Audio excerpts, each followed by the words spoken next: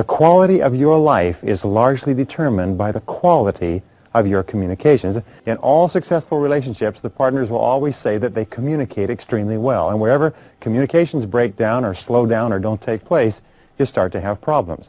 And one of the keys to effectiveness in the world of work is your ability to communicate effectively and well. In fact, even if you work in technical fields like computer programming or engineering, you spend as much as 75% of your time communicating and interacting with other people. So your effectiveness as a person is determined by your effectiveness in getting your message across and in getting the message clearly that the other person is sending. And by the way, there's two forms of communications. The first form is your interpersonal communications, the way you talk to yourself and dialogue with yourself and think and plan to yourself. And the other form of communications is the way you interact with others. And of course, one affects the other. And wonderfully enough, how to communicate is a learned skill. And you can get better and better at it by learning what the best communicators do and practicing it until it becomes a regular part of your repertoire. Number one, there are three elements to any conversation. A, words only account for 7% of the message. When you talk, it's only 7% is the words. That's why they say in speaking, people will forget most of what you say, but they will remember the way you said it. And B is the tone of voice. The mere tone of your voice accounts for fully 38% of your message. And if you're on the phone, it counts for almost 80% of your message, maybe even more. When you want to sound friendly, warm, reassuring, intimate, or caring when you speak, keep your voice in the lower range where the deeper sounds are. The lower to middle tones are also great when you want to reason with the other person or show that you care or that you're being thoughtful. Also, remind yourself to slow down. It's very difficult to be close, friendly, warm, or thoughtful when you're speaking too quickly. Most of us tend to slow down naturally when we're expressing our deeper emotions, except for maybe anger. And when you slow it down, your voice tones actually drop and it becomes lower and more gentle. Powerful people, by the way, deliberately speak more slowly and with lower tones. They slow it down and they pause. And this gives their words power, and people pay more attention to them. Women, by the way, are very sensitive to tones of voice and to very tiny changes in tones of voice. How many men have heard this? I know I have. When I said, well, I just said this, she said, it's not what you said. It's your tone of voice. So, tone of voice is important, and that's why we need to give some thought to it, because if we're in a hurry or busy or rushed, sometimes our tone of voice can be clipped or short, and it can be hurtful. C is body language accounts for fully 55% of your communication. And the rule is that people believe the dominant message. What message is dominant? For example, if you say, well, do you love me? Yeah, sure, I love you. Do people believe the words or the dominant message, which is the body language and the tone of voice? But if you say, yes, I love you, then they believe the totality. And that's why the very best message is a message that is synchronized. The words, the tone of voice, and the body are all synchronized to the message. Very important. That's why when somebody talks to you, it's important you turn toward them and face them directly when you talk to them and listen closely to what they say and nod and pay attention. That's very important than saying, yeah, I'm listening, over the back of your shoulder. I was reading a book yesterday about a woman who was very, very unhappy because her husband never gave her any indication that he loved her and supported her because he was always watching television. And you ask the husband, he said, sure, I love her. I think she's the most important person in the world. Well, then why don't you spend time with her? Well, I do. I'm in the house all the time. I come home after work every night. Well, no, that's not how women measure love. So the most important thing in your relationships with your spouse and with your children is FaceTime. There's a great book called His Needs, Her Needs. And they talk about the 10 major needs that men have and the 10 major needs that women have, alternating back and forth. And all women know what man's first need is, so let's talk about hers. And her first need is for attention, affection, and respect. Face to face, eye to eye, heart to heart, knee to knee, attention, affection, and respect. Those are the biggest need. And if she gets those needs fulfilled, then everything else will be fine. If she does not get those needs fulfilled, she's going to be unhappy. And men think, well, geez, I'm in the same house, I'm watching TV. No, the only time you are actually with the woman in your world is when you are face to face and giving them attention and listening to them when they talk and giving them affection and respect. So FaceTime, and there's a one-to-one relationship between how much FaceTime you spend and what quality of life you have. So it's really important that you don't have FaceTime accidentally. You plan it, you schedule it, you organize, and the busier you are, the more you have to make appointments. Well, number two, there are three parts of any conversation. The first part of conversation is ethos. Ethos has to do with the character of the person. A person who has high character can say little and be enormously influential. Emerson said, "What you are shouts at me so loudly I can't hear a word you're saying." A person like Mother Teresa could say a few words and change a person's life. A person with limited character just doesn't have the same effect. B is pathos. Pathos is the second part of communication. It means connecting with the emotions. And we connect with the emotions when we tune in and focus in on the person and their problems and their needs. Always remember, people are carrying a heavy load. There was a wonderful line I read that said, if every person who complains about their problems could come from all corners of the earth and take and pile their problems in a heap, and if each person could see the size and gravity of the problems of others, they would sneak forward shamefacedly and take their petty problems away and creep into the night. And I think it's an interesting thing when you consider that we have problems, but so many other people have vastly greater problems than us. And when you tune in to other people's problems and concerns, it's amazing how much better your life is. And C is logos, is the factual content of the conversation. And the factual content is often the least important. But until you have established character and connected with the emotions of the other person, the words you say, the argument, is really not relevant. In selling, what do we say? In selling, you establish rapport, which is the character. You seek the underlying problem or need, which is connecting with the pathos. And only then do you talk about your product or service, which is the logos. And in dealing with anybody in life, it's those three. Number three is there are four basic personality styles. The first is who we call relators. The relator is very high on people orientation and indirect. They are quiet, self-contained, not particularly expressive. They're sensitive, people-oriented, and concerned about other people's opinions. Now, in the extreme, a relator will be hypersensitive to the opinions of others. They can't do anything without making sure that everybody else approves. They have to talk with everybody before they make a decision. If you're communicating, this person requires slow, low-key, easygoing, friendly, almost warm and fuzzy. So if you're dealing with relators, you have to go slow and you have to be patient. You can't be pushy because they like time to make decisions and they need time to talk to other people. Their greatest concern in life is, let's get along, let's all be friends. Relators tend to gravitate toward fields where relators are most effective. So you find relators in fields like nursing, social services, teaching, small child development, psychology, personnel, or counselors where they relate to other people. Now, the next type of person is the analyzer. Now, the analyzer is indirect and self-contained, but very task-oriented. This is the kind of person who's not so much concerned about people, but more concerned about doing the job and are more inward-directed.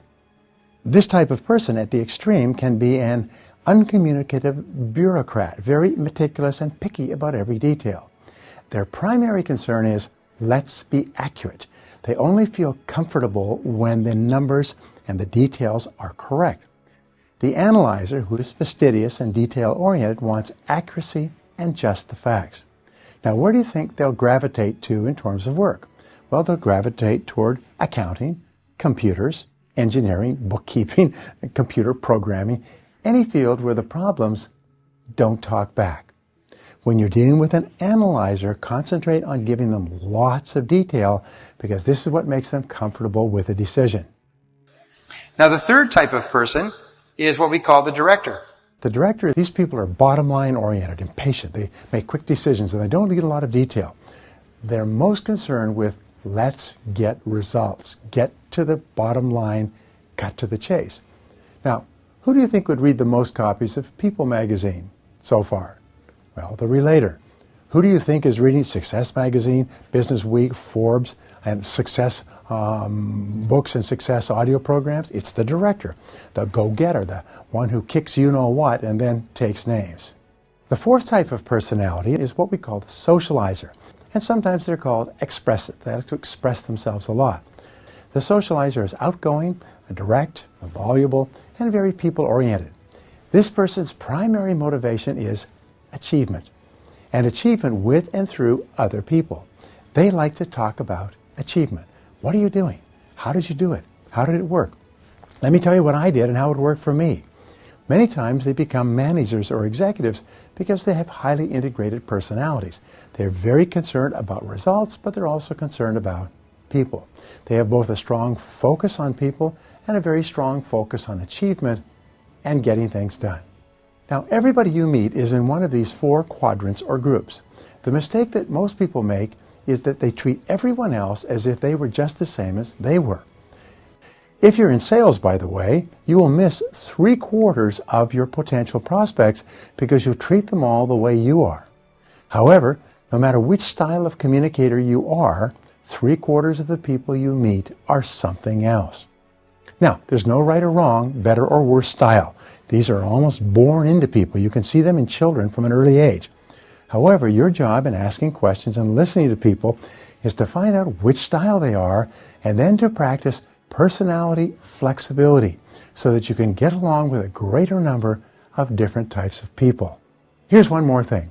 Whatever style you are, the person you are the most ideal for would be the exact opposite. Nature demands balance in temperament. Nature demands that the opposite person in the relationship or the marriage be temperamentally balanced with you. Notice that when you think about your personality and the personality of your spouse. Okay, number 4 is a balanced dialogue.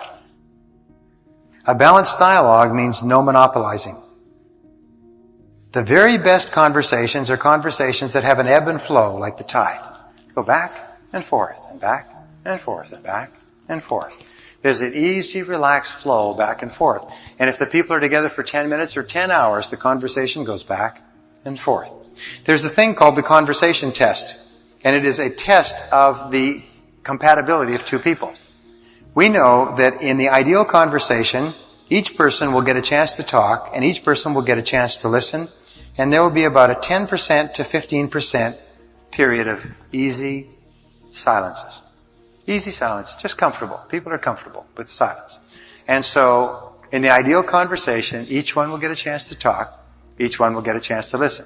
And by the way, each of us have needs, like vitamin and mineral needs to talk, and each of us have needs to listen. What can often happen, however, is some people will have 70% of the time they need to talk, and the other person, 70% of the time they need to talk, and so they're always clashing because they're both trying to get their talking out. The worst of all is when incompatibility sets in a relationship and both of them only need to talk 10 or 15% of the time, and then there's vast gaps of uncomfortable silence. This is where the two people really don't have very much in common anymore. They don't have much to say. When they come together, they usually have an easy ebb and flow, but over time it kind of dries up. Have you ever seen a couple driving along in a car? Both of them look straight ahead. Nobody says anything. Or they sit in a restaurant and they eat and they don't say anything. Not a good sign. Number 5 key to communication is to question for clarification. Never assume that you understand what the other person is saying or trying to say. Instead, if you have any doubt at all, ask, "How do you mean?" Or, "How do you mean exactly?" And then just pause and wait.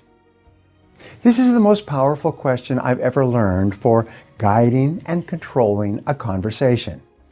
It's almost impossible not to answer this question. When you ask, "How do you mean?" the other person cannot stop himself or herself from answering more extensively. You can then follow up with other open-ended questions and keep the conversation rolling along. And sometimes people are shy, and I can tell you this, the way that you overcome your shyness is very simply this. Tune into the other person, ask questions, and then listen carefully to the answers. Seek first to understand than to be understood.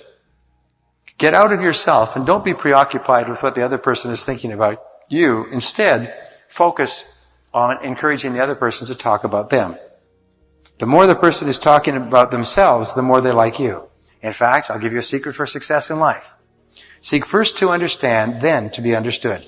When you go home at night, don't talk about your day at all. Instead, ask her and ask the kids about their days and listen closely. And ask them follow-up questions and probe. Number 6 is acknowledge and agree. Good conversationalists are active conversationalists. Yes, yeah. Oh, that's it. That's really, look at that. Good.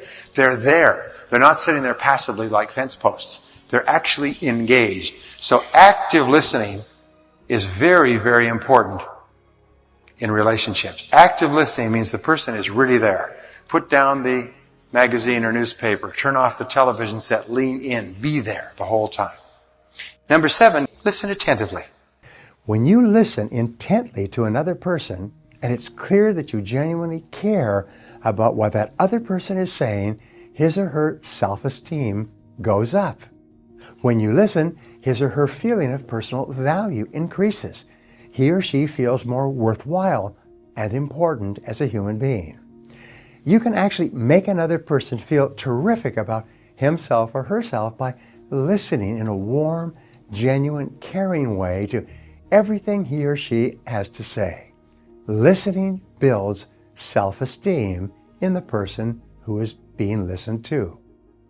When a man or a woman go out for the first time, they spend an inordinate amount of time talking and listening to each other. They look into each other's eyes and they hang on every word. They are each fascinated by the personality of the other person. The more each listens to the other, the more positive and happy each of them feel, and the stronger becomes the bonds of affection between them. Now, the opposite of listening is ignoring. You always listen to that or who you most value. You always ignore that which you devalue. The fastest way to turn a person off, to hurt their feelings, and to make them feel slighted and angry is to simply ignore what they are saying or interrupt them in the middle of a thought. Ignoring or interrupting is the equivalent of an emotional slap in the face. Men especially have to be careful about their natural desire to make a remark or an observation in the middle of a conversation, especially when talking to a woman. And by the way, as I mentioned, women are wonderful communicators. They're fabulous listeners. They're far better than men. Men are 95% more likely to interrupt a woman than a woman is to interrupt a man. The reason why listening is such a powerful tool in developing the art and skill of conversation is because listening builds trust. The more you listen to another person, the more he or she trusts you and believes in you. Number 8 is for you to paraphrase the speaker's words in your own words. So after you've nodded and smiled, you can then say, well, let me see if I got this right, or let me see if I understand you exactly. What you're saying is this, and then you repeat it back in your own words. By paraphrasing the speaker's words, you demonstrate in no uncertain terms that you are genuinely paying attention and making every effort to understand his or her thoughts or feelings. Remember, when you can paraphrase what the person said, this is the real test of listening. This is where you really prove that you were really listening. So paraphrase it in your own words. Well, let me make sure I understand what you said. You're concerned about this, and this happened, and that's what happened? Aha. And take the time to paraphrase. And think about paraphrasing while you're listening, and you'll always be a better listener. Number 9 is pause before replying. A short pause of 3 to 5 seconds after a person stops talking is a very classy thing to do in a conversation. When you pause, you accomplish 3 goals simultaneously. First, you avoid running the risk of interrupting if the other person is just catching his or her breath before continuing. The second benefit is that you show the other person that you are giving careful consideration to his or her words by not jumping in with your own comments at the earliest opportunity. The third benefit of pausing in conversation is that you will actually hear the other person better. His or her words will soak into a deeper level of your mind, and you will understand what he or she is really saying with greater clarity. By pausing, you mark yourself as a brilliant conversationalist.